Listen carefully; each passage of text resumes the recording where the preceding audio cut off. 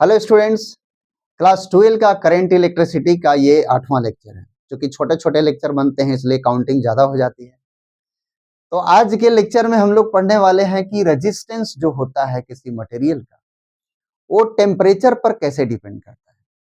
क्या कारण है कि जब टेम्परेचर बढ़ाते हैं तो कुछ मटेरियल का रेजिस्टिविटी या रेजिस्टेंस बढ़ जाता है, वहीं कुछ मटेरियल का रेजिस्टिविटी या रेजिस्टेंस घट जाता है।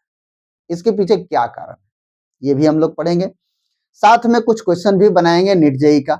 अब एक बार हम आपको रिमाइंड करा दें कि पिछले लेक्चर में ठीक इसी तरह का टॉपिक हम लोगों ने पढ़ा था। उसका नाम था कि अगर हम वायर को स्ट्रेच कर दें तो वायर पतली हो जाती है, लेंथ बढ़ जाती है, और रजिस्टिविटी और रजिस्टिविटी तो नहीं बदलती है, रजिस्टेंस बढ़ जाता है। ठीक है, स्ट्रेच कर देते थे तो उस पर हमने लेक्चर बनाया था और आपको दिया था। अब आज का केस है कि टेम्परेचर को चेंज कर दिया जाए, बढ़ा दिया जाए तो रेजिस्टेंस, यहाँ पे रेजिस्टेंस और रेजिस्टिविटी दोनों ही चेंज होती है। मतलब इंटरनल ही चेंज होता है, रेजिस्टिविटी ही चेंज होती है जिसके चलते रेजिस्टेंस चेंज होता है। कैसे होता है ये हम लोग आज पढ़ेंगे। तो चलिए आज के सेशन हम लोग स्टार्ट करते हैं। देखते हैं, इस सेशन का नाम है टेम्परेचर कोफिशिएंट ऑफ रेजिस्टिविटी। एक बार आपको और याद दिला दें कि अगर आप इस चैनल पर नए हैं तो लाइक, सब्सक्राइब और शेयर जरूर करें। तो चलें देखें, टेम्परेचर कोफिशिएंट ऑफ रेजिस्टिविटी में सबसे पहले जो शुरुआती दौर में हम लोग को सोचना है वो एक फार्मूला पे आते हैं। पहले फार्मूला ये है कि J इज इक्वल टू होता है सिग्मा E। याद है ये बात आपको? J का मतलब होता है करंट डेंसिटी, और सिग्मा का मतलब होता है कंडक्टिविटी, और इलेक्ट्रिक फील्ड हो गया E। कंडक्टिविटी के बारे में मैंने एक फार्मूला बताया था, क्या था? Ne² tau upon Me। ये था कंडक्टिविटी का फार्मूला। ठीक है, अब देखिए रजिस्टिविटी जो होता है वो रिसिप्रोकल होता है कंडक्टिविटी का। जो रजिस्टिविटी होता है वो कंडक्टिविटी का रिसिप्रोकल होता है। तो ये रजिस्टिविटी का फॉर्मूला क्या बनेगा? इससे हम लोग इन्वर्स कर लेंगे, Me अपॉन Ne² टाउ। आपने देखा। अब टाउ के बारे में आप जान रहे हैं, रिलैक्सेशन टाइम, जो हमने ड्रिफ्ट वेलोसिटी में आपको बताया था कि रिलैक्सेशन टाइम जो होती है इलेक्ट्रॉन के एक कोलिजन के बाद दूसरे कोलिजन होने में जो समय लगता है उसको बोलते हैं रिलैक्सेशन टाइम। अब आ जाइए यहाँ पे, देखिएगा ध्यान से कि रजिस्टिविटी जो हमारी है वो inversely proportional to time of collision, और resistivity inversely proportional to number of electron. ध्यान दीजिएगा, ये n क्या है? ये n है number of electron per unit volume in conductor. Conductor में नंबर ऑफ इलेक्ट्रॉन बहुत होता है, मतलब 10 to power 22, 10 to power 28, 10 to power 29, इतना सारा इलेक्ट्रॉन एक यूनिट वॉल्यूम ऑफ कंडक्टर में होता है। तो रेजिस्टिविटी हमारा उसके भी इनवर्स होता है, और resistivity inverse of collision time भी होता है, रिलैक्सेशन टाइम भी जिसको बोलते हैं। अब देखिए कि अगर कोई कंडक्टर है तो इसमें ढेर सारे इलेक्ट्रॉन्स हैं, जिसका नाम हम क्या बोल रहे हैं? n, number of electron per unit volume. जब टेम्परेचर बढ़ाएंगे तो कुछ इलेक्ट्रॉन की संख्या बढ़ जाती है। क्यों? क्योंकि जो ऑर्बिटिंग इलेक्ट्रॉन्स होते हैं वो एनर्जी पाकर अपनी ऑर्बिट को छोड़ करके फ्री बन जाते हैं, तो कुछ इलेक्ट्रॉन की संख्या बढ़ जाती है, यानी n जो है बढ़ जाता है, बट कंपैरेटिवली बहुत कम बढ़ता है। कंपैरेटिवली चूंकि बहुत इलेक्ट्रॉन होता है ना, 10 टू पावर 28 पर यूनिट वॉल्यूम, तो n जो है बढ़ता है, 10, 20, 50 बढ़ गया तो बहुत कम बढ़ता है, इसलिए ये सिग्निफिकेंट चेंज नहीं कहलाता है। इसलिए इसको हम क्या करते हैं? निग्लेक्ट कर लेते हैं, कोई खास बदलाव नहीं। अब आ जाते हैं इस पर, टाइम पर, रिलैक्सेशन टाइम। जब हम हीट करते हैं इसको, टेम्परेचर को, कंडक्टर को बढ़ाते हैं, तो इलेक्ट्रॉन का जो मूव करने का जो टाइम था वो कम हो जाता है, क्योंकि जल्दी टकराता है जाकर के, भाई उसकी स्पीड बढ़ जाती है। तो एक बार टकराए फिर जल्दी ही टकरा गया, मतलब टाइम कम लगता है। तो टाइम जब कम लगेगा, देखिएगा ध्यान से, रिलैक्सेशन टाइम घट जाता है। अब कुल मिलाकर, और इसको घटता जो है ना वो काफी घट जाता है, यानी टाइम ऑफ कोलिजन सिग्निफिकेंट होता है, मतलब वो पहचान में आता है कि हाँ ज्यादा घट गया भाई, इसलिए हम लोग टाइम ऑफ कोलिजन को कंसीडर कर लेते हैं। तो हम लोग बोलते हैं कि अगर टाइम ऑफ कोलिजन घट गया तो रजिस्टिविटी बढ़ गया। यही कारण होता है कि कंडक्टर में टाइम ऑफ कोलिजन घट जाती है और रजिस्टिविटी बढ़ जाती है, और साथ में रेजिस्टेंस भी बढ़ जाता है। ये हुआ रीजन क्यों रेजिस्टेंस बढ़ जाता है। तो टाइम ऑफ कोलिजन घट जाती है, इसलिए रेजिस्टेंस या रेजिस्टिविटी बढ़ जाता है। तो उस बढ़ा हुआ रेजिस्टेंस या रेजिस्टिविटी को लिखेंगे कैसे? तो लिखते कैसे हैं, देखो, resistance, change in resistance directly proportional to resistance, और change in resistance directly proportional to change in temperature.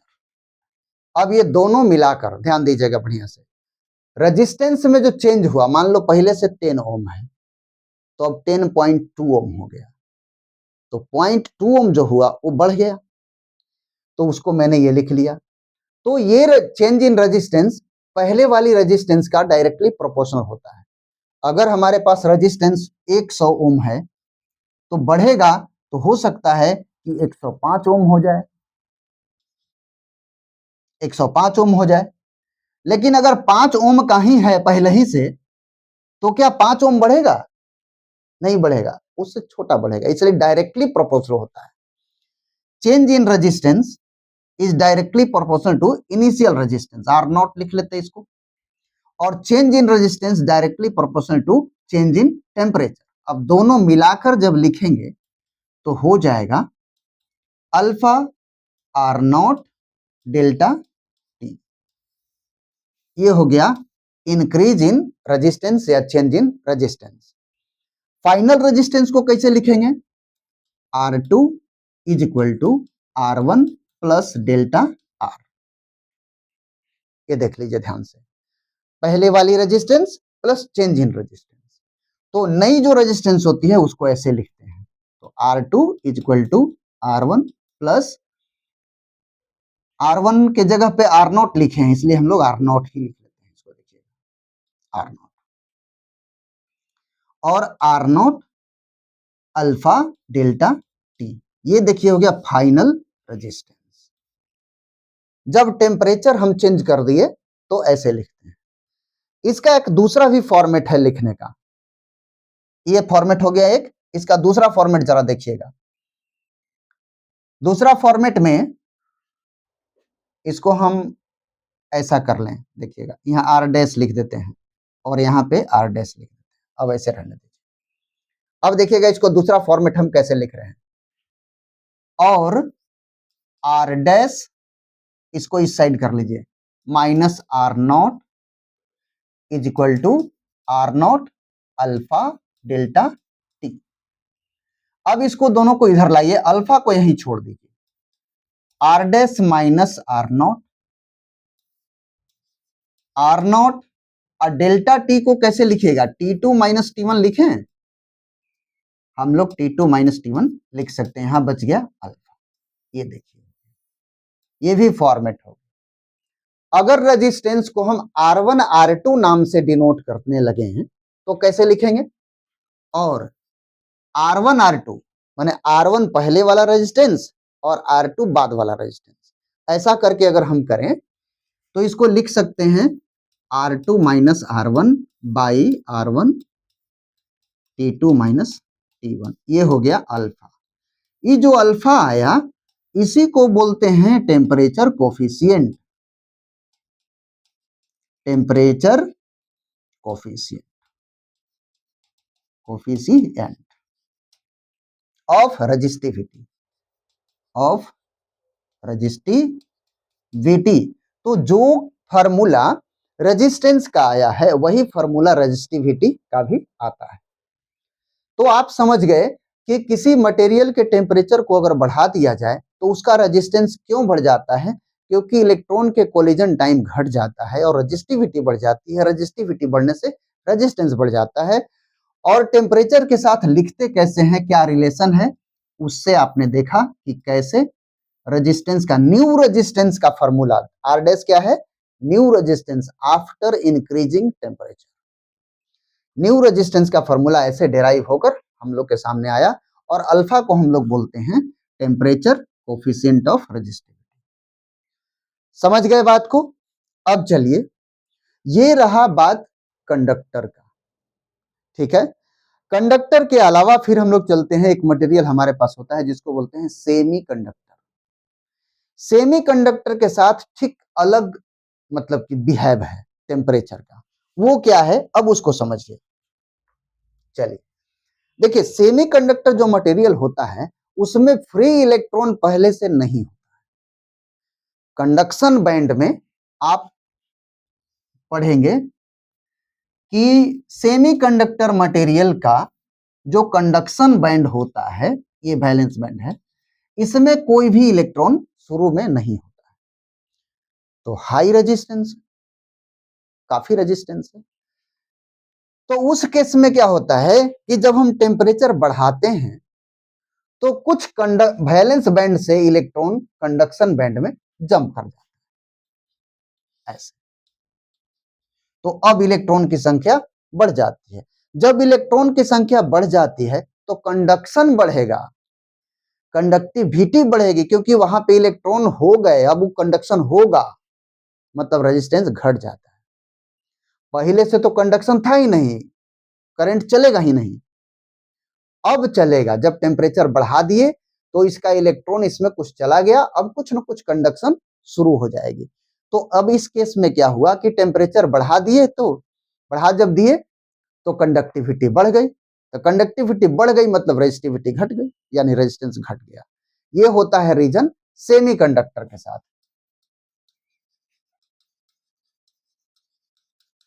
Semiconductor के साथ क्या होता है कि जब हम टेम्परेचर बढ़ा देते हैं तो रेजिस्टिविटी घट जाती है, ठीक है। ऐसा होता है खेला। अब हो गया अलवाय। अलवाय, अलवाय के साथ क्या होता है, उसमें जब हम लोग टेम्परेचर बढ़ाते हैं तो बहुत कम रेजिस्टिविटी बढ़ती है।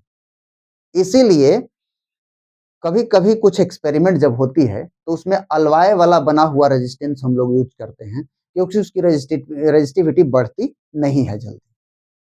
तो उसके साथ अलग व्यवहार है, उसकी रेजिस्टिविटी जल्दी बढ़ती ही नहीं है अलवाय का। सेमीकंडक्टर में जब हम टेम्परेचर बढ़ाते हैं तो रेजिस्टिविटी घट जाती है, और कंडक्टर में जब टेम्परेचर बढ़ाते हैं तो रेजिस्टिविटी बढ़ जाती है। सबको हम लोग ग्राफ से देखते हैं। जरा देखिए, ग्राफ में हम आपको स्पष्ट दिखाते हैं सभी को। अब देखिए, इन कॉपर, कॉपर में देखते हैं, कॉपर का ग्राफ में हम दिखा रहे हैं, ये है टेम्परेचर और ये है रेजिस्टिविटी। ये क्या है पॉइंट, ये तो ओरिजिन है, यानी यहां पर टेम्परेचर भी जीरो है, रेजिस्टिविटी भी जीरो है। लेकिन कॉपर में थोड़ी सी रेजिस्टिविटी 0 डिग्री पर भी रहता है, थोड़ी सी रेजिस्टिविटी 0 डिग्री पर भी रहता है। और इसको टेम्परेचर जब बढ़ाते हैं तो इस तरह से रेजिस्टिविटी बढ़ती है। ये प्रैक्टिकली डन है और प्रैक्टिकली ऑब्जर्व्ड है, ठीक है। अब देखिए, ये हो गया आपको, यहां पे हम लिख सकते हैं कि if temperature increases resistivity increases, resistance भी इंक्रीज करता है। फॉलो क्या होगा, वही फॉर्मूला जो हम लोगों ने दो फॉर्मूला देखा, alpha is equal to R2 minus R1 by R1 T2 minus T1, ये फॉर्मूला फॉलो होगा, ठीक है। ये टेम्परेचर कोफिशिएंट ऑफ रेजिस्टिविटी है, R2 फाइनल टेम्परेचर है, R1 इनिशियल टेम्परेचर, सब हम आपको लिख देते हैं। अल्फा क्या है, टेम्परेचर कोफिशिएंट, टेम्परेचर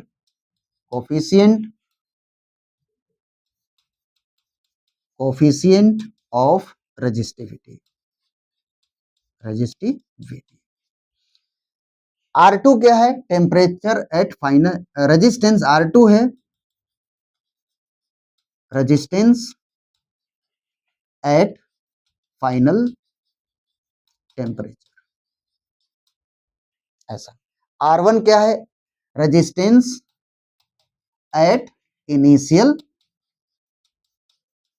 टेम्परेचर, ठीक है। T2 T1 क्या है? T2 फाइनल टेम्परेचर है,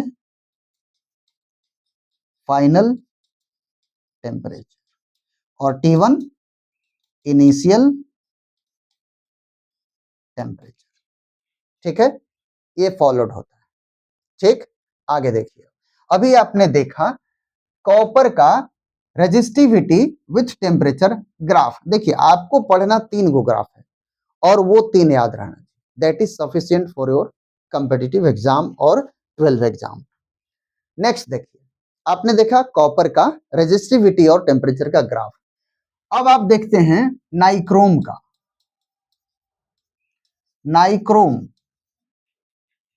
नाइक्रोम क्या है? अलवाय है।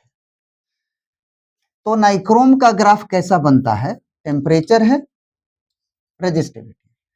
नाइक्रोम में पहले से ही रेजिस्टिविटी या रेजिस्टेंस कुछ ज्यादा ही होता है कॉपर के रिस्पेक्ट में। तो उसको कैसे दिखाते हैं? ऐसे यहां से दिखा देते हैं कि देखो भाई, टेम्परेचर अगर 0 डिग्री है ना, तो भी इसमें रेजिस्टेंस है पहले से बहुत। अगर हम टेम्परेचर बढ़ा रहे हैं तो हल्का सा रेजिस्टेंस बढ़ता है, हल्का सा, देख रहे हैं, हल्का सा, थोड़ा सा, ठीक है। इस तरह से हम लोग दिखाते हैं। मतलब हम कह सकते हैं कि टेम्परेचर अगर इंक्रीज करता है तो रेजिस्टिविटी इंक्रीज करता है, but at T equal to 0 resistivity greater than 0, 0 से ज्यादा ही होता है कुछ। तो ये हो गया आपका नाइक्रोम का। अब हम लोग अगला देखते हैं सेमीकंडक्टर।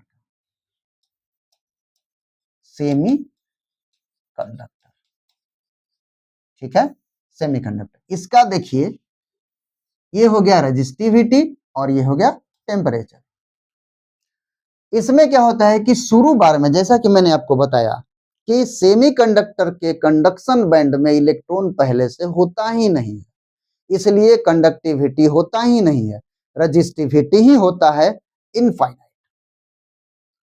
रेजिस्टिविटी होता है इनफाइनाइट। जब हम टेम्परेचर बढ़ाते हैं तो कुछ इलेक्ट्रॉन वैलेंस बॉन्ड बैंड से निकल करके कंडक्शन बैंड में चला जाता है और कंडक्शन स्टार्ट हो जाता है, यानी रेजिस्टिविटी कुछ कम हो जाती है। तो उसका ग्राफ ऐसे बनता है, रेजिस्टिविटी कम होती गई जैसे जैसे हम टेम्परेचर बढ़ाए। यहां पर एक बात और है कि सेमीकंडक्टर हैज टेम्परेचर कोफिशिएंट, बड़ा इंपॉर्टेंट लाइन लिख रहे हैं, टेम्परेचर कोफिशिएंट नेगेटिव। इसका टेम्परेचर कोफिशिएंट नेगेटिव होता है। फॉर्मूला कैसे लिखाएगा? Final resistance is equal to initial resistance plus, इनिस प्लस नहीं माइनस, क्योंकि यहां का अल्फा जो टेम्परेचर कोफिशिएंट है वो नेगेटिव होता है, मतलब हम टेम्परेचर बढ़ाएंगे तो रेजिस्टिविटी घटेगा, तो यहाँ माइनस साइन होता है, अल्फा डेल्टा टी, ऐसे लिखा था। बड़ा क्वेश्चन ही पूछा जाता है कि कौन सा मटेरियल है जिसका टेम्परेचर कोफिशिएंट नेगेटिव होता है, तो आपका आंसर है सेमीकंडक्टर। ठीक है, ऐसे हम लोग देखते हैं। तो सेमीकंडक्टर टेम्परेचर इंक्रीज करते हैं तो रेजिस्टिविटी डिक्रीज करते हैं, ये हम लोग पढ़े सेमीकंडक्टर में। तो जो कहानी थी कि किसी मटेरियल का टेम्परेचर को जब हम बढ़ाते हैं तो रेजिस्टेंस बढ़ जाता है या रेजिस्टिविटी बढ़ जाती है, और कुछ मटेरियल के टेम्परेचर को बढ़ाते हैं तो रेजिस्टिविटी या रेजिस्टेंस घट जाता है। यही आपकी रह गई कहानी, जिसमें 3 मटेरियल लिए हम लोग, अलवाय, सेमीकंडक्टर और कंडक्टर। तीनों का आपने ग्राफ देखा और कहानी भी अंदर का समझ लिया। अब हम लोग आ जाते हैं क्वेश्चन पे।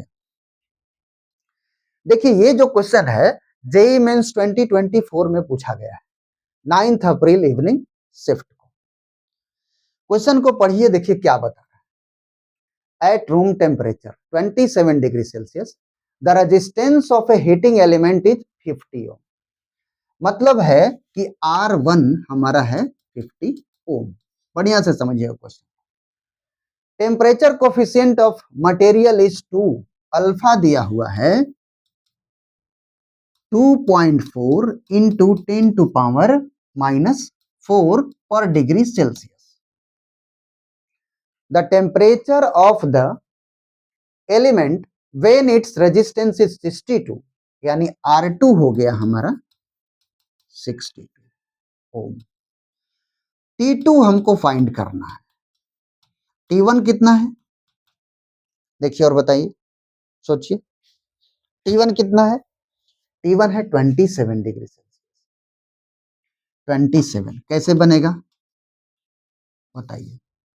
बनने के लिए हमारे पास फॉर्मूला है, देखो alpha is equal to R2 minus R1 by R1 T2 minus T1, है ना?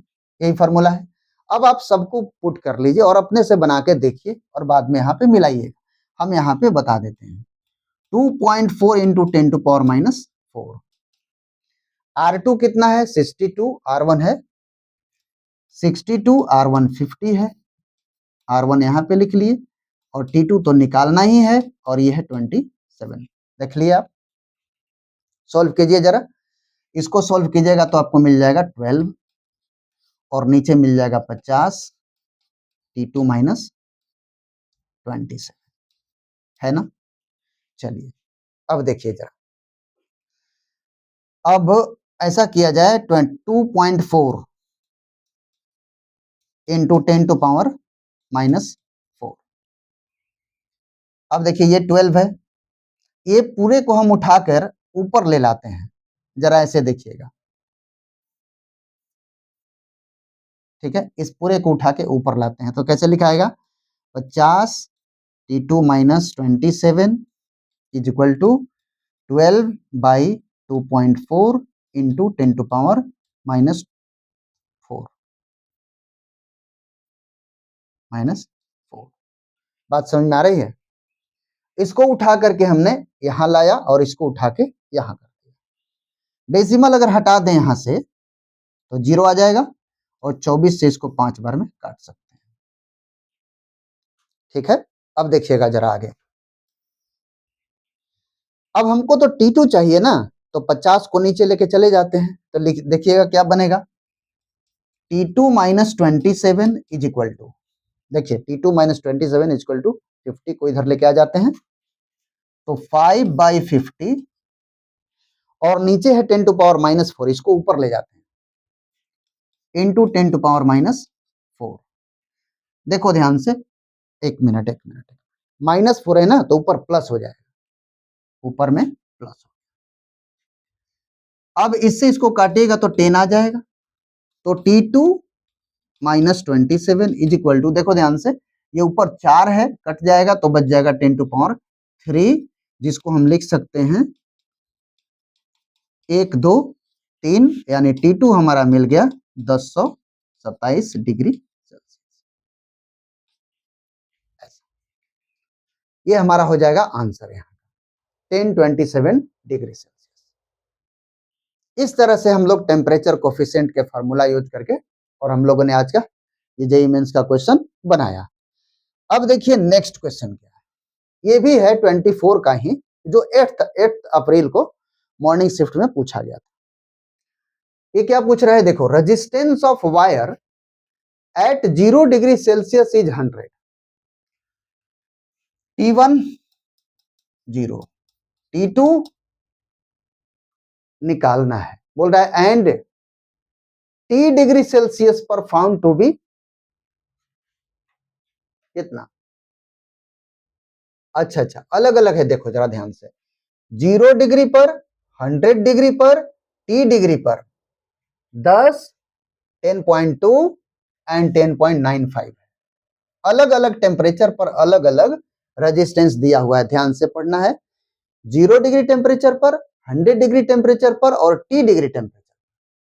10, 10.2, 10.95 ओम इस तरह से रेजिस्टेंस है और इस तरह से टेम्परेचर। बोला जा रहा है कि the temperature coefficient, the temperature T हमको फाइंड करना है। यहां पे टेम्परेचर कोफिशिएंट नहीं दिया हुआ, तो हम क्या करेंगे अब यहां देखो जरा, इसको हम इनिशियल टेम्परेचर मान लेते हैं और इसको फाइनल। एक केस बनेगा जिसको कैसे लिखेंगे देखना, alpha is equal to 100 degree temperature अगर मैं मानूं, देखना R2 minus R1 by R1 T2 minus T1, ये बन गया फर्स्ट केस। अल्फा लिख लेंगे हम लोग। पहली वाली केस में हमारा इनिशियल टेम्परेचर देखो 0 है तो रेजिस्टेंस 10 है, और फाइनल टेम्परेचर 100 है तो 10.2 है, ऐसा लिखेंगे। देखो 10.2 माइनस 10, ये हो गया फर्स्ट केस। और R1 तो हमारा, R1 हमने लिया है, देखो R1 इसको लिया है और R2 इसको लिया, तो R1 फिर हमारा हो जाएगा 10 और T माइनस 0। बात समझ में आ रही है कुछ? 0 डिग्री पर 10 ओम था और 100 डिग्री पर 10.2 ओम, ऐसे हम लोग लिख लिए फॉर्मूला। अब देखिए अल्फा को थोड़ा ठीक करके लिख लेते हैं, 0.2 बाई 10T, ये बना पहला केस का। दूसरी केस में देखो, दूसरी केस के बारे में समझते हैं कि पहला वाला जो टेम्परेचर है वो 0 ही रखते हैं और रेजिस्टेंस भी 10 ही रखते हैं, और दूसरा के लिए ये वाला रख लेते हैं। जैसे देखो alpha is equal to R2 के जगह पे हम लिख लेते हैं 10.95 माइनस 10 बाई 10, और ये हो गया, एक मिनट यहां पे हम लोग थोड़ा सा मिस कर रहे हैं, देखना ध्यान से थोड़ा। R2 जो टेम्परेचर हमने लिया है 10.2, उसके लिए टेम्परेचर है 100, तो हमको यहाँ 100 लिखना चाहिए, है ना, 100 ऐसा। तब ये हम लोग का बन जाएगा, और ये 100 हो गया, और फर्स्ट वाला, ठीक है, फर्स्ट वाला था 0, ठीक 0 ऐसा। अब क्या मिलेगा हम लोग को, 10 इंटू 100। दूसरे वाला केस में R2 हमारा हो रहा है ये वाला, और R1 फर्स्ट वाला ले रहे हैं 10, और इसका है टेम्परेचर T और 0 ऐसा, ये हो गया। अब देखो टेम्परेचर कोफिशिएंट तो दोनों केस में बराबर ही रहेगा, ठीक है, तो बराबर रहेगा तो हम दोनों को इक्वेट कर लेते हैं। देखो फर्स्ट केस, ये सेकंड केस आया हम लोग का, और ये फर्स्ट केस आया, दोनों को अब इक्वेट कर लें। 0.2 by 10 into 100 is equal to, इसको घटाएं तो 0.95 10 इंटू टी ऐसा, ठीक है। अब देखिए जरा सॉल्व करना है हम लोग को, इधर कर लेते हैं। 10T equal to 0.95 into 10 into 100 by 0.2, इस तरह। अब हम इसको क्या करें, यहां पर एक 0 डाल के और इसको हटा लेते हैं ऐसा, तो हम लोग को बन गया, देखो अब इसको इससे इसको काट लिया जाए तो 2 मिलेगा, और 2 से फिर हम लोग क्या करेंगे, इसको काट दें तो 50 हो जाएगा, तो अब मिल जाएगा हम लोग का 10T और 95 इंटू 50, और T के बदले क्या हो जाएगा 95 इंटू 50, 50 बाई 10, इसको काट लिए तो हम लोग को क्या मिल जाएगा, अब T इक्वल टू हो गया, इसको मल्टीप्लाई करना होगा, 9 5 5 जा 25 और 5 9 जा 45 और 2 47, इतना हो गया। ये हो गया सेल्सियस। अब इसको केल्विन में बनाना है अगर, तो हम क्या करेंगे, 4 यहां लिख देंगे इतना डिग्री सेल्सियस। 4 केल्विन, केल्विन के लिए क्या करेंगे, देखो T इक्वल टू हो गया 475 बाई प्लस 273, ऐड कर दीजिए 8 हो जाएगा, 4 हो जाएगा, 7 हो जाएगा, ये हो गया केल्विन। तो ये हमारा बन गया इसका क्वेश्चन, ठीक है। ऐसे हम लोग इसको बनाइए। ये केल्विन में पूछ रहा था, लास्ट में पूछ रहा था केल्विन, इसलिए हमने इसको केल्विन में कन्वर्ट कर दिया, ठीक है। आगे देखो, ये क्वेश्चन देखो 2020 के फेज 1 में मेडिकल में पूछा गया। क्या बोल रहा है कि the solid which have the negative temperature coefficient, किसका है, अभी तो पढ़ाया था। नेगेटिव टेम्परेचर कोफिशिएंट होता है सेमीकंडक्टर। ओके, अब देखो आगे नेक्स्ट, अगला फिर है the resistance of platinum wire is 0 degree at 0 degree is 2 ohm, 6.8 ohm at 80 degree, 6.8 ohm at 80 degree. The temperature coefficient of resistivity क्या है। अब यहां पे टेम्परेचर कोफिशिएंट बताना है, यानी alpha is equal to R2 minus R1 by R1 T2 minus T1, यही हमको फाइंड ही करना है। R2 हो गया रेजिस्टेंस जो 6.8 है, 6.8 माइनस R1 कितना है, 2 ओम है, तो 2 लिख लेंगे, और T2 कितना है, 80 और 0 डिग्री, यही हो गया हम लोग का। तो अल्फा के लिए अब हम लोग लिख लेते हैं 4.8 बाई 2 इंटू 80, ऐसा। डेसिमल हटा दीजिए, 10 लिख लीजिए यहां पर। फिर क्या करेंगे हम लोग, 2 से काटेंगे तो 24 हो जाएगा, और 8 से काटेंगे तो 10 हो जाएगा, और ये हो जाएगा 8 3 जा, तो हम लोग को मिल गया 3 इंटू 10 टू पावर, देखो 2 जीरो है तो -2, ये हो गया टेम्परेचर कोफिशिएंट, ऐसा, ठीक है। और आंसर हमारा हो जाएगा ये बी। इस तरह से देखो क्वेश्चन नीट और जेई में पूछे गए हैं टेम्परेचर कोफिशिएंट ऑफ रेजिस्टिविटी से, ठीक है। आप इसको बनाकर फिर से देखें, तब जाकर समझ में आएगा ज्यादा। बाकी हम लोग फिर मिलते हैं नेक्स्ट लेक्चर में। Okay, thank you.